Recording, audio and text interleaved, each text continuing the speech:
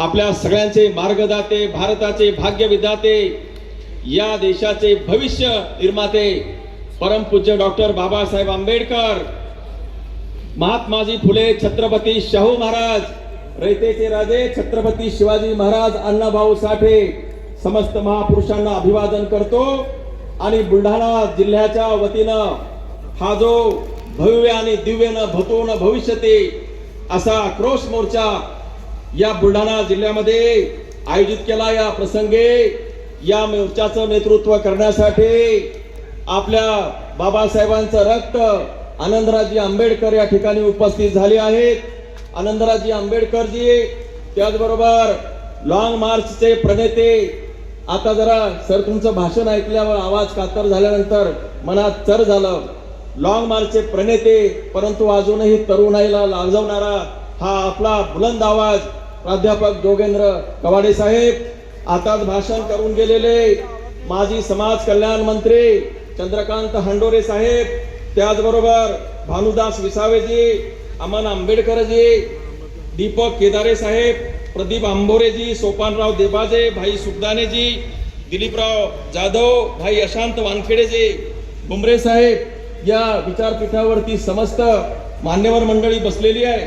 सर्व मान्यवर हा कार्यक्रम यशस्वी करण्यासाठी मला त्यांचं नाव घेतलं पाहिजे।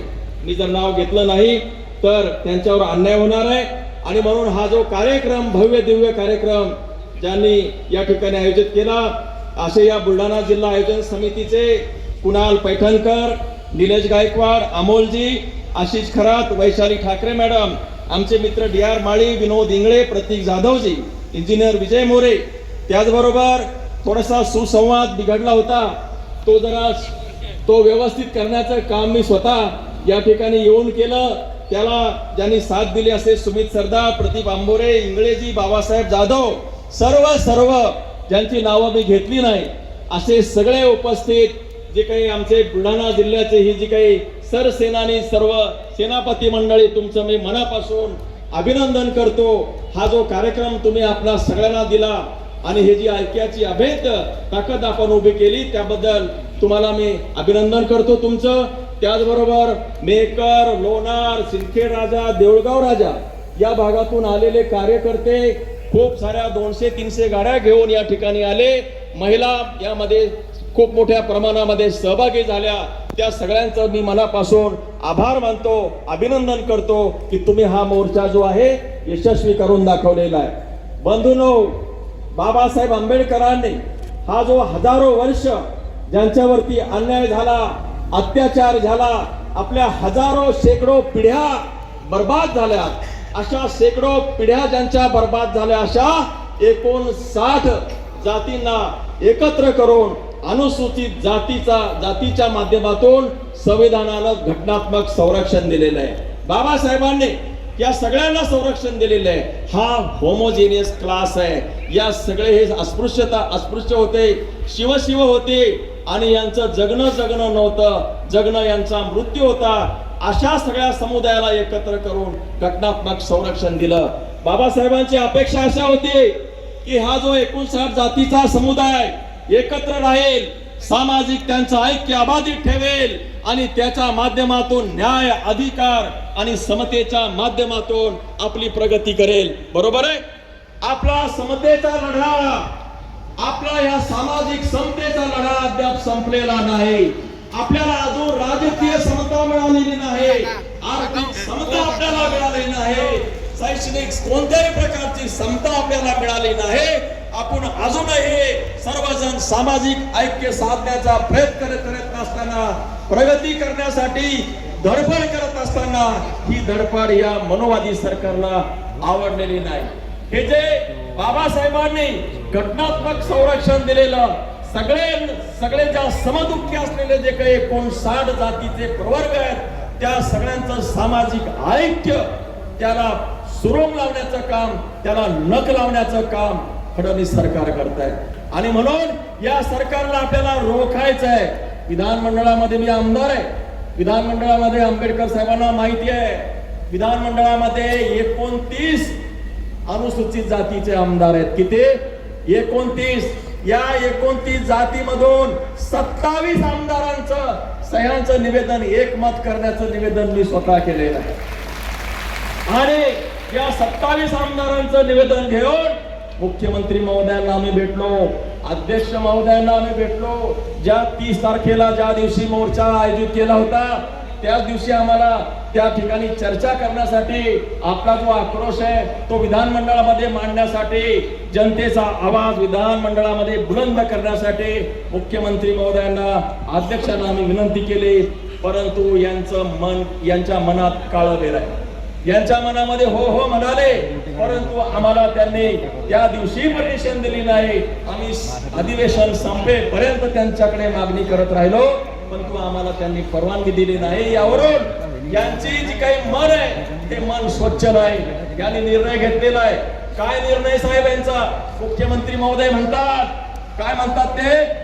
सुप्रीम कोर्टाने सांगितलेलं आहे, सुप्रीम कोर्टाचा आदेश आहे. अहो सुप्रीम कोर्टाचा आदेश नाही आहे, सुप्रीम कोर्टाचा स्पष्ट आदेश आहे. त्याच्यामध्ये 2 वाक्य आहे. सुप्रीम कोर्टाने सांगितलं की अनुसूचित जाती हा होमोजिनियस जरी क्लास असला तरी त्याच्यामध्ये जर एखादा मागास घटक असेल, त्याला जर राज्य सरकारला असं वाटत असेल तो मागे आहे, तर त्याच्यासाठी राज्य सरकार प्रावधान करू शकतं. परंतु असं करताना एम्पेरिकल डेटा पाहिजे.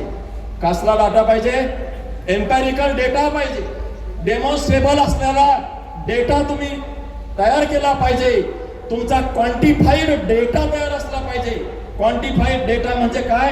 किती टक्के तुम्ही मागे राहिला, इतर समाज किती टक्के पुढे गेला. नुसताच मागे राहिला असं नाही. किती टक्के, किती लोकसंख्या आहे, किती टक्क्याने मागे आहे, किती प्रमाणात मागे आहे, स्पष्ट असलं पाहिजे. डेमॉन्स्ट्रेबल म्हणजे दाखवणारा असला पाहिजे आणि एम्पायरिकल म्हणजे सगळ्यांना समजेल, सगळ्यांचा माहिती घेऊन केलं असलं पाहिजे. त्यांनी सांगितलं करू शकता. यांची गाडी सुसाट निघाली. जसं 1 ऑगस्टला निर्णय आला 2024ला, यांनी लगेच ऑक्टोबरला 1 सदस्यीय समिती, कोणती समिती? एक सदस्यीय डॉक्टर बदर नावाचा एक माजी न्यायमूर्ती आहे, त्याच्या अध्यक्षतेखाली समिती निर्माण केली. या समितीनं 2026ला 16 मार्चला अहवाल राज्य शासनाला सादर केला. त्या अहवालावर, जो आपल्याला माहितच नाही, तो अहवालमध्ये काय म्हटलंय, कोणाला काय द्यायचंय, काय म्हटलंय आम्हाला कोणाला माहिती नाही. त्याच्यावर त्यांनी जनतेकडून हरकती मागवायला सुरुवात केल्या. अहो अहवाल काय, म्हणणं काय, त्यांचं म्हणणं काय म्हणजे आम्ही माहिती देऊ, तरी सुद्धा आपल्या सगळ्या समाज बांधवांनी आपले अहवाल त्या ठिकाणी दिले आणि याच्यावर आता मुख्यमंत्र्यांनी मुख्य सचिवांची समिती त्या ठिकाणी फॉर्म केली. मुख्यमंत्री महोदयांचा हेतू काही बरोबर नाही. विधानसभेमध्ये बोलताना असेल की जेव्हा आम्ही निवेदन घेऊन गेलो तेव्हा सुद्धा असेल, त्यांची बॉडी लँग्वेज काय आपल्याला मदत करण्याची नाही आहे.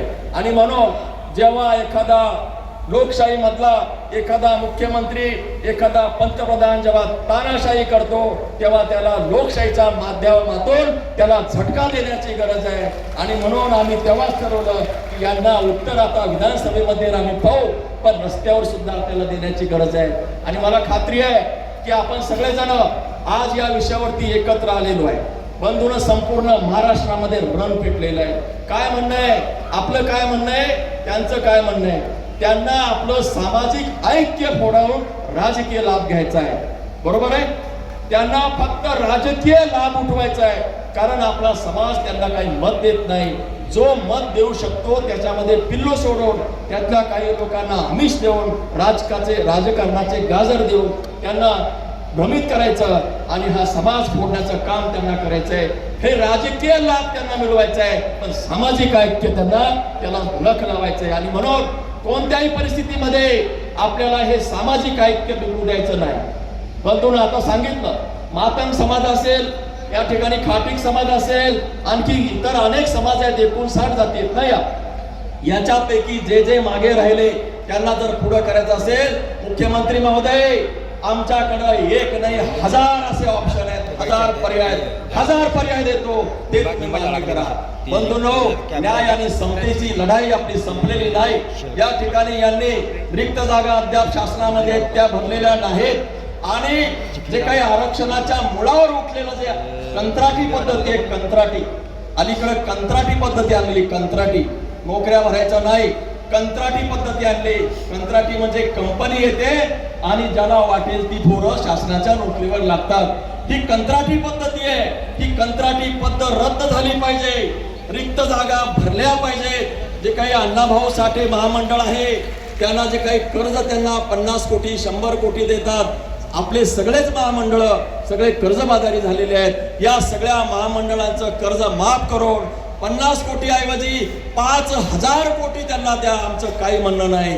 याच्या पलीकडे आनंदराजी आपण अशी मागणी करू की या सगळ्या मागास प्रवर्गामधल्या या अनुसूचित जातीच्या मातंगासहित सगळ्यांना प्रत्येक घरामध्ये एक नोकरी, प्रत्येक घरामध्ये एक नोकरी किंवा व्यवसाय देण्यासाठी तुम्ही तरतूद करा. हे अगोदर करा. ज्या लोकसंख्येची वाढ झालेली आहे आणि यांनी सगळ्या सरकारी जागा कमी केलेल्या आहेत, लोकसंख्या वाढलेली आहे आणि यांच्या जागा कमी, आणि कंत्राटी पद्धती सुरू, असं हे जे काय आहे लोकशाहीच्या मुळावर उठणारे यांनी कार्यक्रम केले.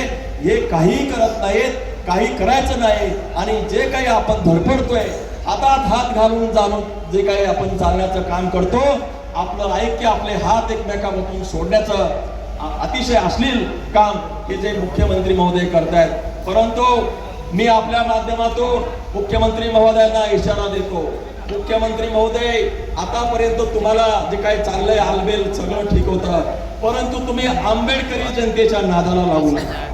आंबेडकरी जनतेच्या नादाला जर लागाल तर तुम्हाला या ठिकाणी पदच्युत करावं लागेल. सत्तेमधून तुम्ही बेदखल होणार. आगीशी खेळण्याचा तुम्ही प्रयत्न करू नका.